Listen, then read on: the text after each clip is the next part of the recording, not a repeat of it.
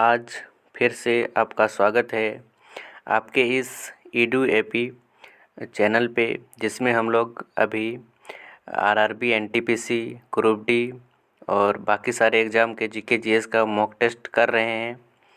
तो ये आज का मॉक टेस्ट है। आज का मॉक टेस्ट स्टार्ट करने से पहले एक मोटिवेशनल कोट के साथ कि कल फिर जंग का आगाज़ होगा, कल फिर जंग का आगाज़ होगा, हार हो या फिर जीत, जो कुछ भी हो अपने पास होगा। तो आप लोग डेली जंग लड़ते रहिए और अपने सपनों को साकार कीजिए। चलिए, आज का क्वेश्चन, पहला क्वेश्चन आपके स्क्रीन पे आता है। क्वेश्चन है कि नीचे दिए गए किस शहर को पहले और चौथे जैन तीर्थंकर के जन्म स्थान के रूप में जाना जाता है? ठीक है, तो पहला तीर्थंकर कौन था? पहला तीर्थंकर था जैन का पहला तीर्थंकर कौन था? ऋषभदेव। क्या कौन था? ऋषभदेव। ठीक है, ऋषभदेव क्या था? पहला तीर्थंकर। ठीक है, तो बोला जाता है कि बोला जा रहा है क्वेश्चन में कि पहला तीर्थंकर और चौथे तीर्थंकर का जन्म स्थान कहाँ पे था? इसका आंसर होगा अयोध्या। अयोध्या था पहला तीर्थंकर यानी ऋषभदेव और चौथे तीर्थंकर का जन्म स्थान। ठीक है, जो दूसरा तीर्थंकर थे वो थे क्या? अजितनाथ। जो दूसरा तीर्थंकर थे वो क्या थे? अजितनाथ। ठीक है, ये भी आप याद रखिएगा। जो दूसरे तीर्थंकर थे वो क्या थे? अजितनाथ। ठीक है, और जो सबसे अंतिम तीर्थंकर थे वो क्या थे? महावीर स्वामी।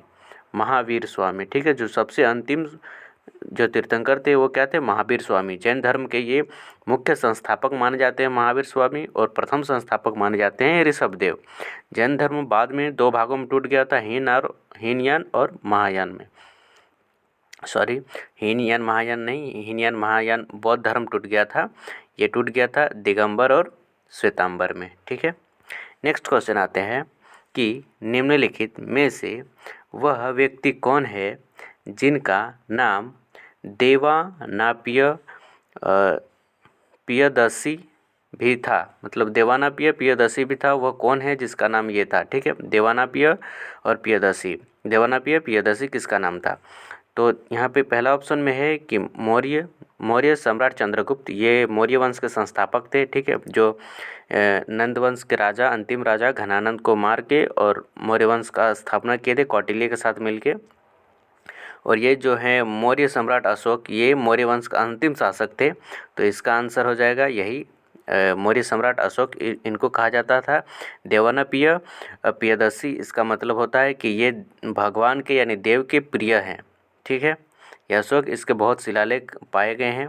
ठीक है, नेक्स्ट आता है गौतम बुद्ध। इन गौतम बुद्ध के बारे में आप जानते होंगे। गौतम बुद्ध का जन्म हुआ था जो लुम्बिनी में हुआ था, जो अभी नेपाल में है। और ये जो पहला ज्ञान की प्राप्ति हुई थी इनको बोध गया में, और सबसे पहले ये ज्ञान दिए थे कहाँ पे? सारनाथ में। ठीक है, सारनाथ में सबसे पहले ये ज्ञान दिए थे। इनका मुख्य पहला शिष्य कौन था? आनंद नाम का। ठीक है, और 29 उम्र का साल में ये गृह त्याग कर दिए थे, और इनको ये मर गए थे कहाँ पे? कुशीनगर में। ये भी आप याद रखिएगा। और ये देखिए भगवान महावीर, ये जैन धर्म के अंतिम तीर्थंकर थे। ठीक है, नेक्स्ट क्वेश्चन आता है कि निम्नलिखित में से कौन सी मानव शरीर की सबसे लंबी कोशिका है? मानव शरीर की सबसे लंबी कोशिका कौन सी है? क्वेश्चन पूछा है। पहला है तंत्रिका कोशिका, दूसरा है पेशीय कोशिका, और तीसरा है यकृत कोशिका, और चौथा है वृक्क कोशिका। तो इसका आंसर हो जाएगा तंत्रिका कोशिका। ये तंत्रिका कोशिका का काम होता है कि संवेदनाओं को ये मस्तिष्क तक पहुंचाता है। जैसे आपको कोई चिट्ठी काट गई तो हम कैसे समझेंगे कि कोई चिट्ठी हम लोग को काटी है? तो ये जो संदेश होता है इसको मस्तिष्क तक पहुंचाने का काम करता है कौन? तंत्रिका कोशिका। ठीक है, तंत्रिका कोशिका ऐसा होता है, ऐसा और ऐसे ऐसे होते हैं तंत्रिका कोशिका में। ठीक है, जो यहाँ होता है इसको बोला जाता है क्या? तांत्रिक अक्ष बोला जाता है। क्या? तांत्रिक अक्ष बोला जाता है। ठीक है, तांत्रिक अक्ष, तांत्रिक अक्ष बोला जाता है इसको। ठीक है, तांत्रिका कोशिका है, इसको बोला जाता है क्या? तांत्रिका काय। तांत्रिका काय बोला जाता है किसको? यहाँ इसको बोला जाता है तांत्रिका काय। ठीक है, और ये जो यहाँ पे निकला हुआ रहता है रेसा टाइप का, इसको क्या बोला जाता है? द्रुमिका बोला जाता है। क्या बोला जाता है? द्रुमिका। ठीक है, इसको भी याद रखिएगा। इसको बोला जाता है द्रुमिका, इसको तांत्रिका का अक्ष बोला जाता है। ठीक है, नेक्स्ट क्वेश्चन है कि भारत की निम्नलिखित महत्वपूर्ण नदियों में से कौन सी नदी पश्चिमी घाट से नहीं निकलती है। तो इस ऑप्शन ए में है कावेरी नदी, ऑप्शन बी में है महानदी, ऑप्शन सी में है गोदावरी नदी और ऑप्शन डी में है कृष्णा नदी। तो इसका आंसर आप कमेंट में दीजिएगा। इसका जो आंसर होगा वो होगा महानदी। महानदी कहाँ से निकलती है आपको पता होगा, महानदी छत्तीसगढ़ से निकलती है और हीराकुंड बांध का निर्माण करती है कहाँ पे, उड़ीसा में। ठीक है, उड़ीसा में क्या क्या निर्माण करती है, हीराकुंड बांध का निर्माण करती है। ठीक है, ये कहाँ से निकलती है, छत्तीसगढ़ से। जो कावेरी नदी है ये कहाँ से निकलती है, ताल कावेरी से निकलती है। कावेरी नदी कहाँ से निकलती है, ताल कावेरी से निकलती है। ठीक है, नेक्स्ट है गोदावरी नदी। नदी कहाँ से निकलती है, गोदावरी नदी कहाँ से निकलती है आप कमेंट में बताइएगा। ठीक है, जो कृष्णा नदी है ये कहाँ से निकलती है, जोर गांव के पास से निकलती है। कौन गांव, जोर गांव। ठीक है, जोर गांव के पास से कौन सी नदी निकलती है, कृष्णा नदी निकलती कौन, जोर गांव के पास। ठीक है, जो पश्चिमी घाट में है। और जो गोदावरी निकलती है ये निकलती है कहाँ पे, त्रिम्बकेश्वर में। कहाँ पे, त्रिम्बकेश्वर में। ठीक है, त्रिम्बकेश्वर महाराष्ट्र। त्रिम्बकेश्वर से कौन निकलती है, गोदावरी नदी। ये भी आप याद रखिएगा। ठीक है, नेक्स्ट क्वेश्चन है कि COP29 शिखर सम्मेलन 2024 की मेज़बानी कौन सा देश करेगा। जो COP29 शिखर सम्मेलन है इसकी मेज़बानी कौन सा देश करेगा। ठीक है, ऑप्शन ए में है ब्राज़ील, ऑप्शन बी में है अजरबैजान, ऑप्शन सी में है डेनमार्क और ऑप्शन डी में है पुर्तगाल। तो इसका आंसर हो जाएगा क्या, अजरबैजान जो है ये COP29 शिखर सम्मेलन करेगा। ठीक है, जो ये COP29 है, जो COP होता है ये जलवायु परिवर्तन होता है, इसका देता है कि कितना जलवायु परिवर्तन हुआ है उसका देता है ये परसेंटेज। ठीक है, नेक्स्ट है कि भारतीय संविधान के मूल पाठ में अनुच्छेद शामिल थे। जो भारतीय संविधान था इसके मूल पाठ में टोटल कितने अनुच्छेद थे ये पूछा है क्वेश्चन में। ऑप्शन नंबर ए है 376, बी में है 395 और सी में है 386 और डी में है 440। तो इसका आंसर हो जाएगा ऑप्शन नंबर बी, यानी 395 जो हम लोग का मूल संविधान था उसमें आर्टिकल थे। ठीक है, 395। ठीक है, और अभी कितना है, अभी है 448, अभी 448 आर्टिकल हैं। ठीक है, मूल संविधान में हम लोग का जो मूल संविधान था उसमें कितना थे, 8 अनुसूची थे। 8 अनुसूची थे। ठीक है, 8 अनुसूची थे, जो अभी कितना हो गए हैं, 8 अनुसूची थे जो अभी कितना हो गए, अभी 12 अनुसूची हो गए हैं टोटल। अभी कितना अनुसूची हो गए हैं, 12 अनुसूची। ये भी याद रखिएगा। नेक्स्ट क्वेश्चन है कि निम्नलिखित में से कौन कैल्शियम कार्बोनेट का एक रूप नहीं है। कौन सा कैल्शियम कार्बोनेट का एक रूप नहीं है, क्वेश्चन पूछा है। ऑप्शन ए में है चूना पत्थर, ऑप्शन बी में है चौक और ऑप्शन सी में है संगमरमर और ऑप्शन डी में है बुझा हुआ चूना। तो इसका आंसर हो जाएगा ऑप्शन नंबर डी, बुझा हुआ चूना। इसका फॉर्मूला क्या होता है, CaOH2, यानी कैल्शियम हाइड्रोक्साइड होता है, ये कैल्शियम कार्बोनेट नहीं होता है।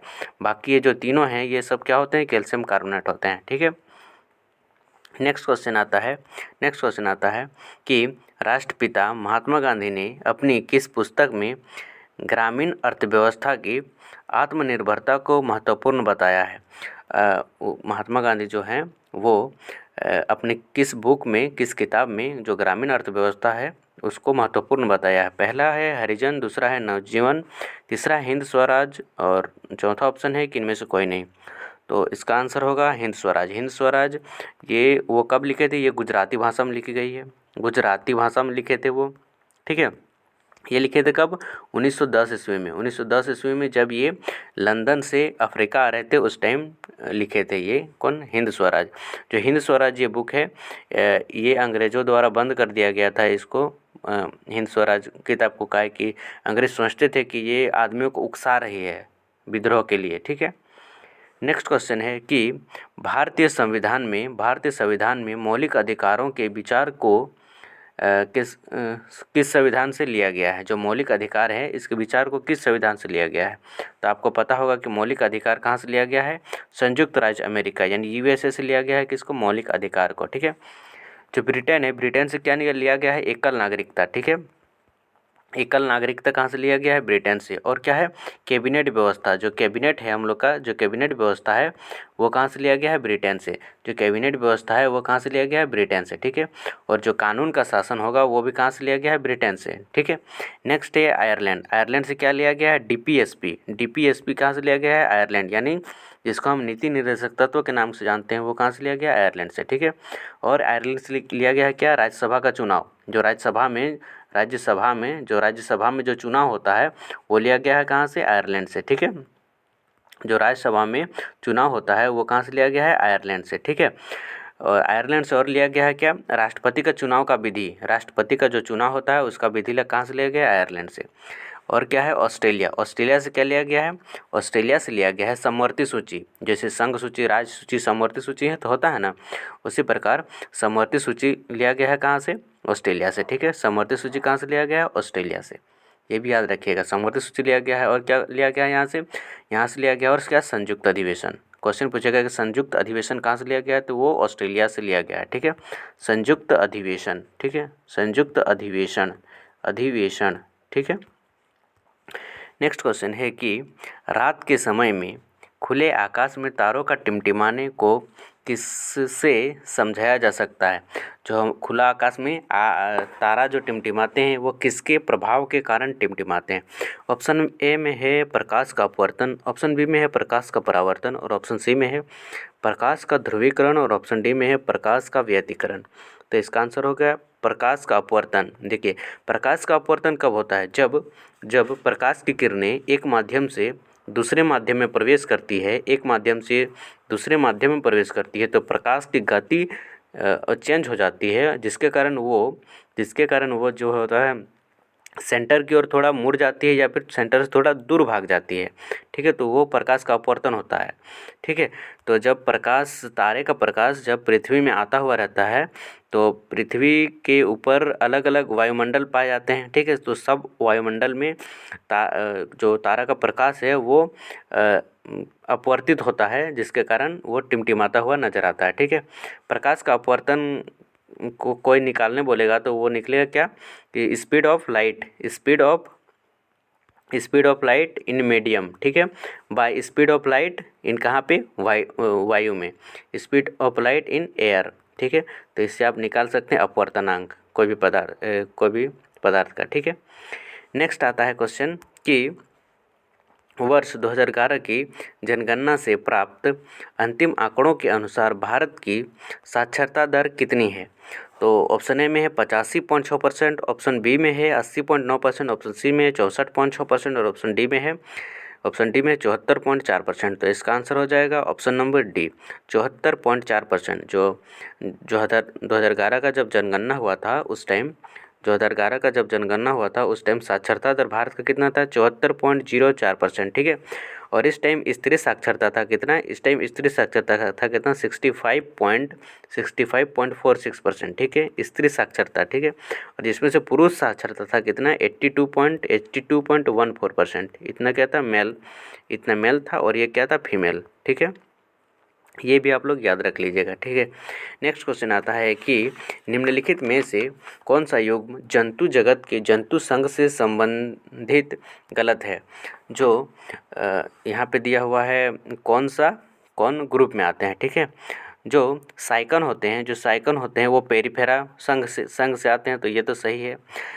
तीसरा है क्या? झींगा जो है वो ऑर्थोपोडा संघ से आते हैं। ऑर्थोपोडा जैसे केकड़ा उकड़ा हुआ वो सब ऑर्थोपोडा में आता है, तो झींगा किससे? ऑर्थोपोडा, ये भी सही है।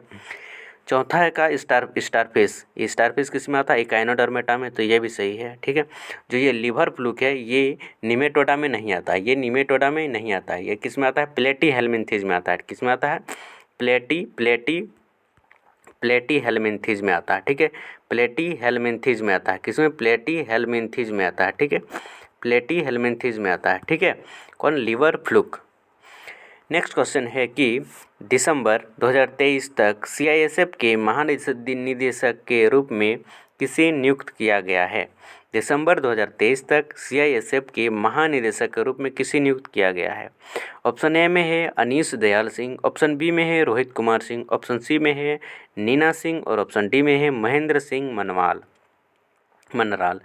तो इसका आंसर हो जाएगा क्या, नीना सिंह। नीना सिंह को क्या दिसंबर 2023 में क्या सीआईएसएफ का महानिदेशक बनाया गया था, ठीक है, महानिदेशक बनाया गया था 2023 में, ठीक है।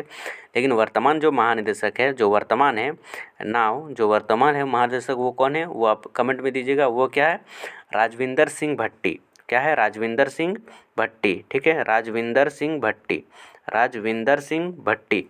राजविंदर सिंह भट्टी कौन है, वर्तमान, ठीक है। राजविंदर सिंह क्या है, वर्तमान सीआईएसएफ के महानिदेशक हैं। और इससे पहले कौन थे, नीना सिंह। ये भी आप याद रख लीजिएगा। नेक्स्ट है कि विष्णु देव साई को किस राज्य का नया मुख्यमंत्री नियुक्त किया गया। जो विष्णु देव साई है, इसको किस राज्य का नया मुख्यमंत्री नियुक्त किया गया। ऑप्शन ए में है उड़ीसा, ऑप्शन बी में है झारखंड, ऑप्शन सी में है छत्तीसगढ़, ऑप्शन डी में है तेलंगाना, ठीक है। तो आप जानते हैं उड़ीसा का जो मुख्यमंत्री है वो कौन है, मोहन चरण मांझी, जो केवंझर सीट से जीते हैं, मोहन चरण मांझी, ठीक है।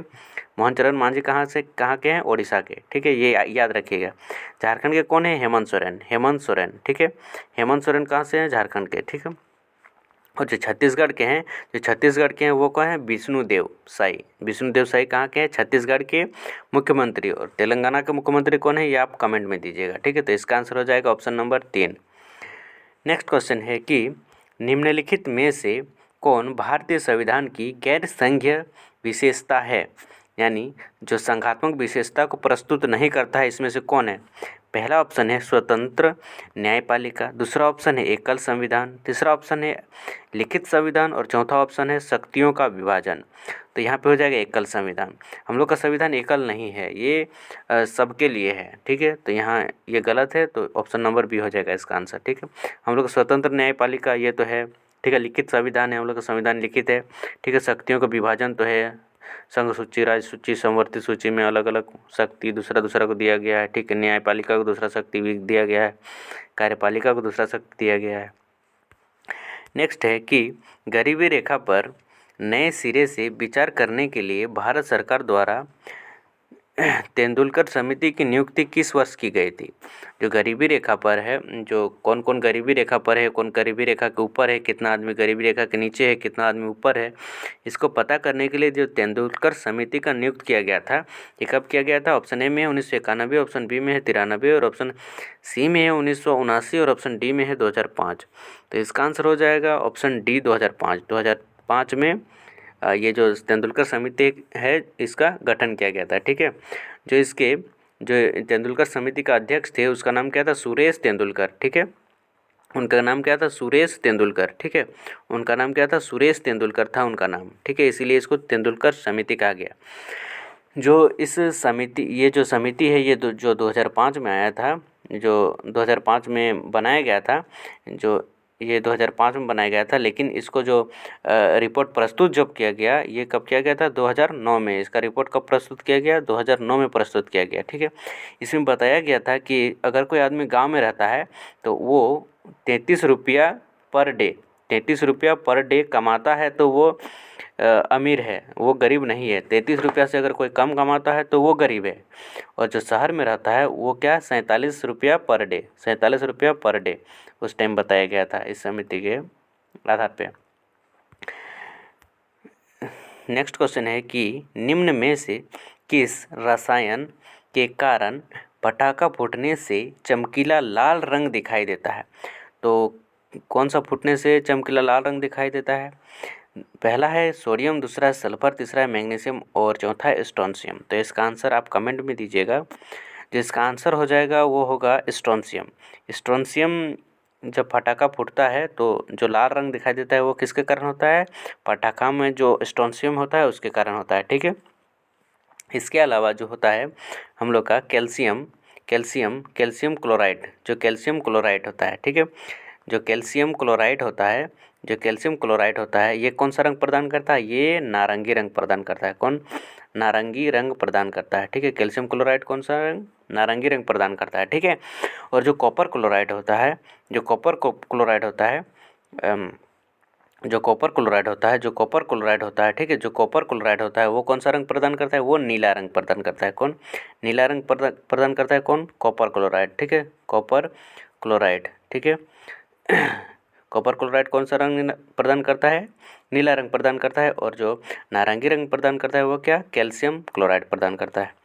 नेक्स्ट है कि नागालैंड की नागालैंड की आओ जनजाति है, जो नागालैंड में रहती है आओ जनजाति का एक विशेष त्यौहार है जो खेतों में बीज बोने के बाद मनाया जाता है। उस त्यौहार का नाम पूछ रहा है। नागालैंड में कौन सा त्यौहार आओ जनजाति द्वारा मनाया जाता है? ऑप्शन ए में है हॉर्नबिल महोत्सव, और ऑप्शन बी में है मोत्सु महोत्सव, और ऑप्शन सी में है मीमकुट महोत्सव, और ऑप्शन डी में है आओलांग महोत्सव। ठीक है, तो इसका आंसर हो जाएगा ऑप्शन नंबर बी, मोत्सु महोत्सव। ठीक है, ये जो महोत्सव है ये महोत्सव कौन जनजाति द्वारा मनाया जाता है? आओ जनजाति द्वारा मनाया जाता है। ठीक है, और ये जो हॉर्नबिल महोत्सव है ये भी नागालैंड का ही महोत्सव है, लेकिन ये आओ जनजाति द्वारा नहीं मनाया जाता है, दूसरा जनजाति द्वारा मनाया जाता है। ठीक है, नेक्स्ट क्वेश्चन है कि लोहे को संरक्षण और जंग लगने से बचाने के लिए उस पर आमतौर पर किस पदार्थ की परत चढ़ाई जाती है?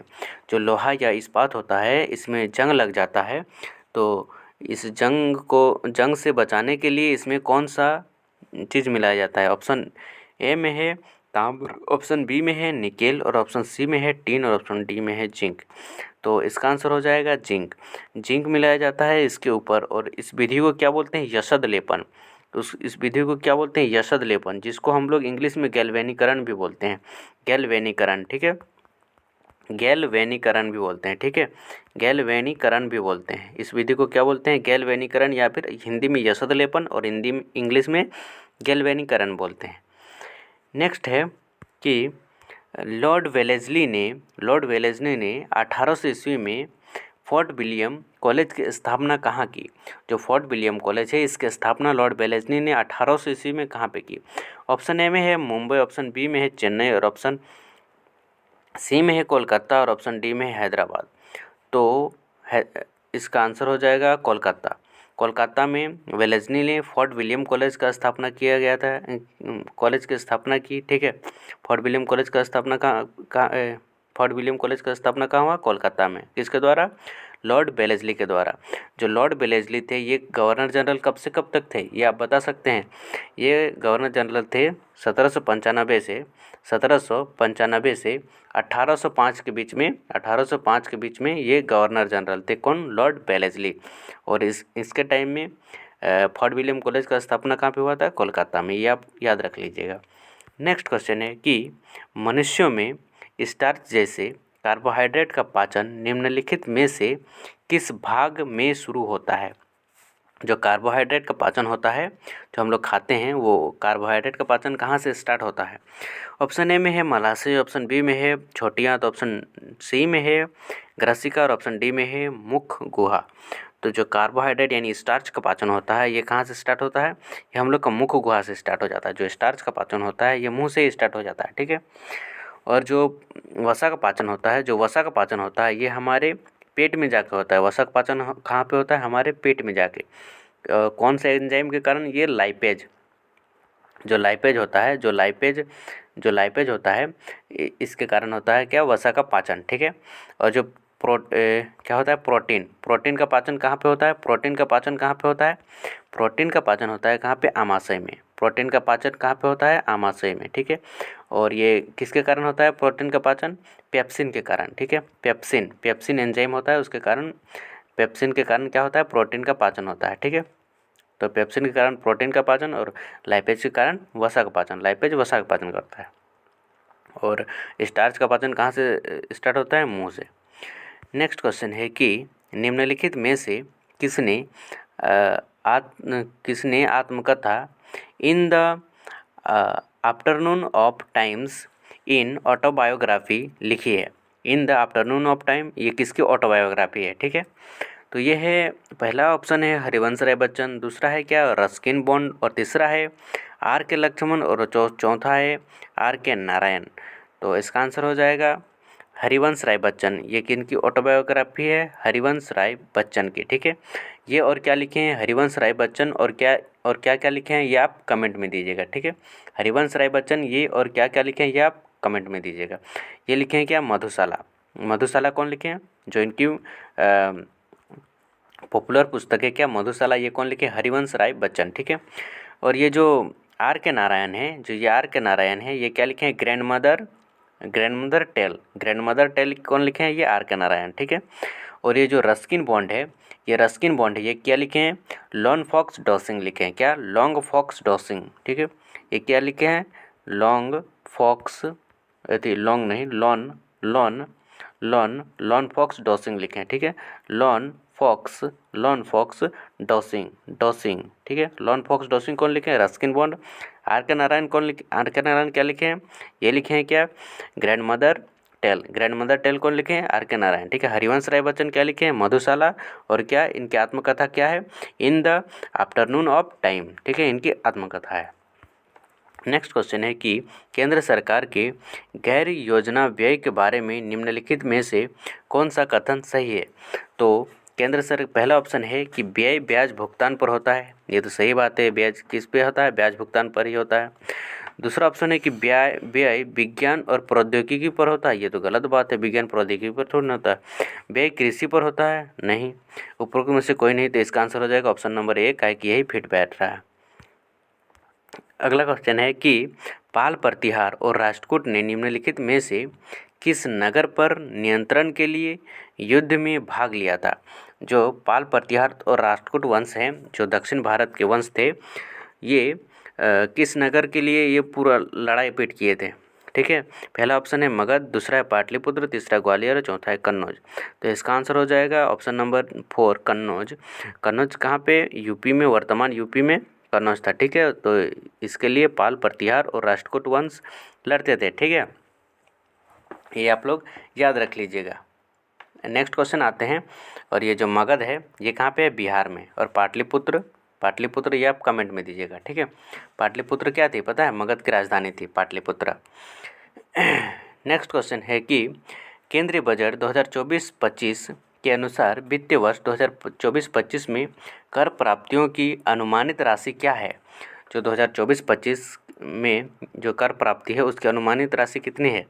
ऑप्शन ए में 26.2 लाख करोड़ रुपए, ऑप्शन बी में है 27.02 करोड़ रुपए, ऑप्शन सी में 28.02 लाख करोड़ रुपए, और ऑप्शन डी में है 29.02 लाख करोड़ रुपए। तो इसका आंसर हो जाएगा option number A, 26.02 lakh crore रुपए। जो ये केंद्रीय बजट होता है ये कौन पेश करता है, वित्त मंत्री, और अभी वित्त मंत्री कौन है, निर्मला सीतारमण, ठीक है, ये भी आप याद रख लीजिएगा, ठीक है। और जो 1947 है, जो 1947 तक इसका लक्ष्य क्या है कि 1947 बोल रहे हैं, 2047 तक क्या है, विकसित भारत बनाने का इसका लक्ष्य है। 2047 तक क्या है, विकसित भारत बनाने का लक्ष्य है, ये भी आप याद रख लीजिएगा। नेक्स्ट है कि किस युद्ध के कारण विजयनगर साम्राज्य का विनाश हुआ था। ऑप्शन ए में है रायचूर की लड़ाई, ऑप्शन बी में है हल्दी घाटी का युद्ध, और ऑप्शन सी में है तालीकोटा की लड़ाई, और ऑप्शन डी में है आरकोट की लड़ाई, ठीक है। तो इसका आंसर हो जाएगा आप कमेंट में दीजिएगा, इसका आंसर हो जाएगा तालीकोटा की लड़ाई, ठीक है।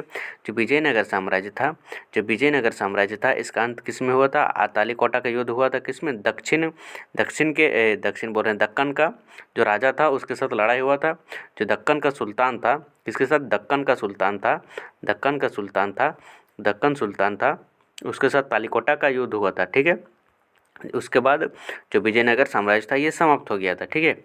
विजयनगर साम्राज्य में कौन कौन शासन किए थे ये आपको पता ही होगा कि विजयनगर साम्राज्य का संस्थापक कौन था, हरिहर और बुक्का, ठीक है। हरिहर और बुक्का क्या थे, विजयनगर साम्राज्य के संस्थापक थे।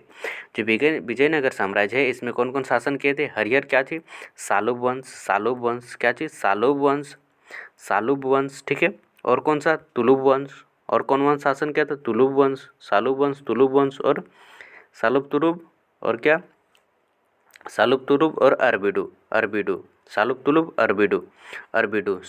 और अरबिडू, ठीक है। सालुब तुलुब और अरबिडू कहाँ पे शासन किए थे, विजयनगर में। और जो हरिहर बुक्का हैं ये सबसे पहले आए थे और ये विजयनगर में शासन किए थे, और इनका वंश का क्या नाम था, संगम वंश, ठीक है। संगम वंश के बाद आया था कौन, सालुब वंश, उसके बाद तुलुब वंश, उसके बाद अरबिडू वंश, ठीक है। संगम वंश का संस्थापक थे कौन थे, हरिहर और बुक्का। सालुब वंश का संस्थापक थे, इसके संस्थापक थे सालुब नरसिम्हा। तुलुब वंश का संस्थापक थे तुलुब नरसा क्या थे? तुलु वंश का संस्थापक, ठीक है। और अरबीडु वंश का संस्थापक थे कृष्ण देव राय। ये भी आप याद रख लीजिएगा। नेक्स्ट आता है कि जलवायु परिवर्तन प्रदर्शन सूचकांक 2024 में भारत का स्थान क्या था? जो इस बार जो COP28 हुआ था, ये कहाँ पे हुआ था? दुबई में हुआ था। COP28 कहाँ पे? दुबई में हुआ था। उसमें जलवायु परिवर्तन सूचकांक प्रदर्शित किया गया, ठीक है। COP28 में जो दुबई में हुआ, और COP29 कहाँ पे हुआ? COP29 कहाँ पे हुआ? अजरबैजान। या इससे पहले क्वेश्चन था COP29 वाला, ठीक है। तो जो COP28 हुआ, इसमें जलवायु परिवर्तन सूचकांक आया, उसमें भारत का स्थान कितना था, ये क्वेश्चन पूछा है। तो इसका आंसर हो जाएगा ऑप्शन नंबर 2, 7वां स्थान था भारत का, ठीक है। नेक्स्ट क्वेश्चन है कि गरीबी हटाओ का नारा निम्नलिखित में से किस पंचवर्षीय योजना काल में दिया गया था? तो गरीबी हटाओ कौन पंचवर्षीय योजना में दिया गया था? ऑप्शन ए में है 5वीं पंचवर्षीय योजना, ऑप्शन बी में है तृतीय पंचवर्षीय योजना, ऑप्शन सी में है चौथी पंचवर्षीय योजना, और ऑप्शन डी में है छठी पंचवर्षीय योजना, ठीक है। तो इसका आंसर हो जाएगा ऑप्शन नंबर 1। इसमें बताया गया था कि गरीबी निवारण और रोजगार सृजन बताया गया था किसमें? पंचवर्षीय योजना किसमें? 5वीं में, ठीक है। तीसरी पंचवर्षीय योजना में बताया गया था कि इसके बारे में, मतलब लक्ष्य था तीसरा पंचवर्षीय योजना का कि आत्मनिर्भर बने, कैसे आत्मनिर्भर बने, और चौथा का भी लक्ष्य था वही आत्मनिर्भर बने, और छठा का अर्थ था कि गरीबी हटाओ लक्ष्य था, लेकिन नारा लगा था कि इसमें 5वां में, ठीक है। ये आप लोग याद रख लीजिएगा। और पंचवर्षीय योजना जब हट गया तब उसके बाद 1 जनवरी 1950 में क्या हुआ? 1950 बोल रहे हैं, 1 जनवरी 2015 में क्या थी? नीति आयोग का गठन किया गया, और जो पंचवर्षीय योजना चलते आ रहे थे इसको समाप्त कर दिया गया था, ठीक है। नेक्स्ट क्वेश्चन है कि खेलो इंडिया नेशनल पैरा गेम्स में पैरालिफ्टिंग एलिट 45 किलोग्राम वर्ग में स्वर्ण पदक किसने जीता? तो इसका आंसर हो जाएगा, इसका आंसर क्या हो जाएगा? इसका आंसर हो जाएगा ऑप्शन नंबर ए, पंजाब की जसप्रीत कौर। जो पंजाब की जसप्रीत कौर हैं वो जीती, ठीक है। नेक्स्ट क्वेश्चन है कि प्रसिद्ध संगीतकार उस्ताद अमजद अली खान का जन्म 1945 में हुआ था। जो अमजद अली खान है ये कौन वाद्य यंत्र से जुड़े हुए हैं? ये किससे जुड़े हुए हैं? सरोद से, ठीक है। ये सरोद वादक हैं। जो अमजद अली खान हैं ये कौन क्या है? सरोद वादक हैं, ठीक है। जो अमजद अली खान हैं इनको पद्मश्री कब मिला है? जो अमजद अली खान हैं इनको पद्मश्री कब मिला है? 1975 में। 1975 में क्या मिला है उनको? पद्मश्री, ठीक है। पद्मश्री कब मिला है? 1975 में। 1991 में इनको क्या मिला है? पद्म भूषण कब मिला है? 1991 में, ठीक है। और 1991 में पद्म भूषण मिला है, और 2001 में क्या मिला है? विभूषण मिला है। विभूषण कब मिला है? 2001 में। किसको? अमजद अली खान। और ये कौन वादक यंत्र से रिलेटेड हैं? ये क्या है? सरोद वादक हैं, ठीक है। और इनका घर था ग्वालियर।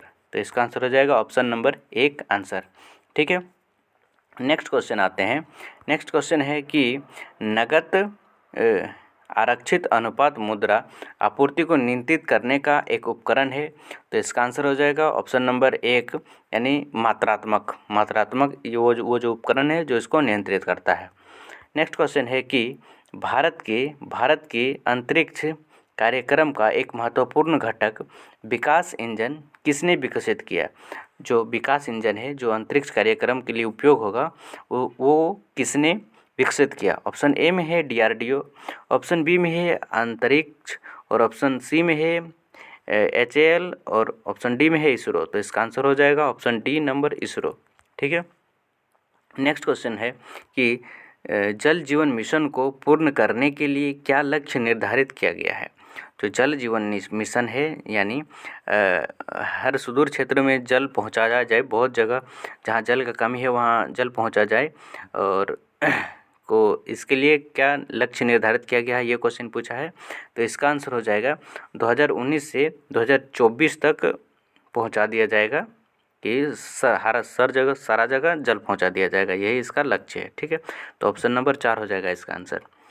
नेक्स्ट है कि निम्नलिखित में से किस शासक का उल्लेख प्रसिद्ध बौद्ध ग्रंथ मिलिंद पन्हों में राजा मिलिंद के रूप में किया गया है। ठीक है, तो ऑप्शन ए में है मिनांडर, ऑप्शन डी में है डेमेट्रियस, ऑप्शन सी में है अलेक्जेंडर और ऑप्शन डी में है यूक्रेटाइडस। तो इसका आंसर हो जाएगा क्या, मिलिंद पन्हो क्या मिनांडर। जो मिलिंद पन्हो है इसमें जो मिनांडर है और नागसेन, मिनांदर और नागसेन इनके बीच जो वार्तालाप हुआ था उसके बारे में कहाँ पे लिखा गया है, मिलिंद पन्हो में। ठीक है, मिनांदर और नागसेन के बीच का वार्तालाप किस में लिखा गया है, मिलिंद पन्हो में। ठीक है, तो इसका आंसर हो जाएगा ऑप्शन नंबर 1। नेक्स्ट है कि कायाकल्प और शहरी रूपांतरण के लिए अटल मिशन किस मंत्रालय के तहत आता है। जो अटल मिशन है ये कौन सा मंत्रालय में आता है। ठीक है, ये जो अटल मिशन है वो कौन सा मंत्रालय में आता है। ठीक है, कायाकल्प और शहरी रूपांतरण के लिए। तो ऑप्शन से ये समझ में आ रहा है कि आवास और शहरी मामला, और ऑप्शन बी में है मानव संसाधन विकास, और ऑप्शन सी में है स्वास्थ्य और परिवहन कल्याण, और ऑप्शन डी में है गृह मंत्रालय। तो इसका आंसर हो जाएगा आवास और शहरी मामला। ठीक है, आवास और शहरी मामला। ठीक है, और इसके जो अभी मंत्री हैं आवास और शहरी मामले के जो मंत्री हैं वो कौन है, वो आप कमेंट में दीजिएगा। हम उसका टाइटल बोल देते हैं खट्टर जी हैं जो आवास और शहरी मामले के अभी मंत्री हैं वर्तमान में 2025 में। ठीक है, नेक्स्ट क्वेश्चन है कि किलोबाइट में कितने बाइट आते हैं। जो किलोबाइट यानी केबी होता है उसमें कितना बाइट आता है, कितना बाइट मिलके एक केबी बनता है। ठीक है, तो ऑप्शन ए में है 1024, ऑप्शन बी में है 1000, ऑप्शन डी में 8024 और ऑप्शन डी में है 8192। तो इसका आंसर हो जाएगा 1024 यानी ऑप्शन नंबर ए आंसर हो जाएगा इसका। नेक्स्ट क्वेश्चन है कि निम्नलिखित में से किसने सल्तनत काल के 2 बुनियादी सिक्के चांदी का टंका और तांबे का जीतल जारी किया था।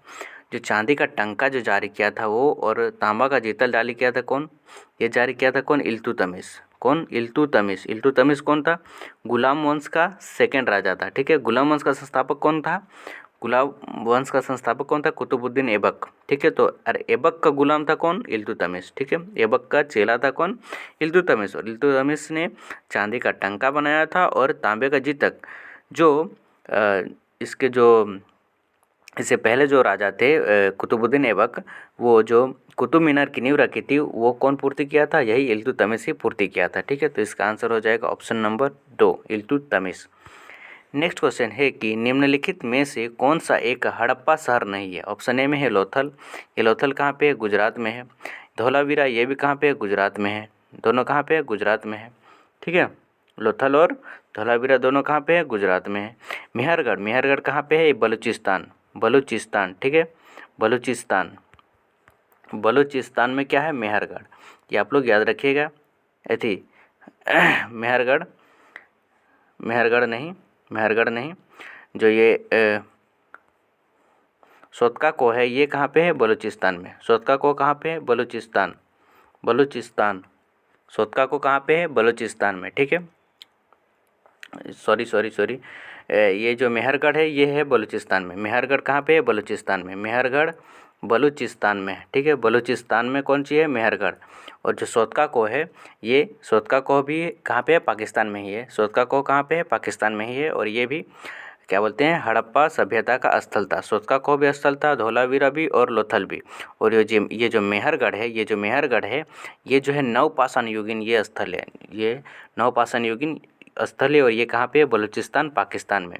लोथल गुजरात में, धौलावीरा गुजरात में, मेहरगढ़ बलूचिस्तान में और सोतका को भी पाकिस्तान में ही है। ठीक है, नेक्स्ट क्वेश्चन है कि 2023 में शांति निरस्त्रीकरण और विकास के लिए संयुक्त रूप से इंदिरा गांधी पुरस्कार से किसे सम्मानित किया गया है। तो ऑप्शन ए में है डेनियल बेरेनबॉइम, ऑप्शन बी में है अली अबू अब्बास और ऑप्शन सी में है प्रथम और ऑप्शन डी में है ए और बी दोनों। तो इसका आंसर हो जाएगा ए और बी दोनों। ठीक है, जो ये डेनियल बेरबॉयस है ये क्या है, जो डेनियल बेरबॉयस है ये क्या है, पियानो वादक। ठीक है, ये क्या है, पियानो वादक हैं। ये पियानो बजाते हैं कौन, डेनियल बेरेनबॉइम। ठीक है, और ये जो है अली अबू अब्बाद जो हैं, ये जो अली अबू अब्बाद हैं ये क्या है, कार्यकर्ता हैं। ठीक है, कार्यकर्ता हैं, ये भी आप याद रखिएगा। तो इनको क्या मिला है, इंदिरा गांधी पुरस्कार से इनको सम्मानित किया गया। नेक्स्ट क्वेश्चन है कि निम्नलिखित में से, नेक्स्ट क्वेश्चन है क्या, नेक्स्ट क्वेश्चन है निम्नलिखित में से कौन सा नृत्य रूप शास्त्रीय रूप नहीं है। ऑप्शन ए में है कुचिपुड़ी, ऑप्शन बी में है ओडिसी, ऑप्शन सी में है बिहू और ऑप्शन डी में है मणिपुरी। जो कुचिपुड़ी है ये आंध्र प्रदेश का शास्त्रीय नृत्य है। जो ओडिसी है ये ओडिशा का शास्त्रीय नृत्य है। ठीक है, ओडिशा का शास्त्रीय नृत्य है। और ये बिहू जो है ये असम का खाली नृत्य है, असम का नॉर्मल नृत्य है। ठीक है, और ये मणिपुरी है जो है ये मणिपुर का शास्त्रीय नृत्य है। और जो भरतनाट्यम होता है, भरतनाट्यम है वो कहाँ का है, वो है तमिलनाडु का। ठीक है, और कथकली होता है कहाँ का, केरल का। और कथकली और मोहिनीअट्टम भी केरल का ही होता है शास्त्रीय नृत्य। हमारे भारत में 8 शास्त्रीय नृत्य हैं। ठीक है, तो इसका आंसर हो जाएगा ऑप्शन नंबर 3 बिहू। बिहू जो है ये शास्त्रीय नृत्य नहीं है, ये नॉर्मल नृत्य है। कहाँ का, असम का। ठीक है, तो यहाँ पे हम लोग का टेस्ट आज ख़त्म हो गया। आज का टेस्ट आपका कितना स्कोर रहा ये आप कमेंट में बताइएगा। और अगर वीडियो अच्छा लगे तो कृपया करके लाइक, शेयर और सब्सक्राइब ज़रूर कर दीजिएगा, ताकि हम आपके लिए और ज़्यादा अच्छा से और भी ज़्यादा अच्छा का मॉक टेस्ट ला सकें। ठीक है, तो कुछ गलती हुआ हो वीडियो में तो आप कमेंट में बताइएगा कि क्या क्या सुधारना पड़ेगा। आगे से वीडियो में वो सब सुधारेंगे। Thank you, like and subscribe my channel.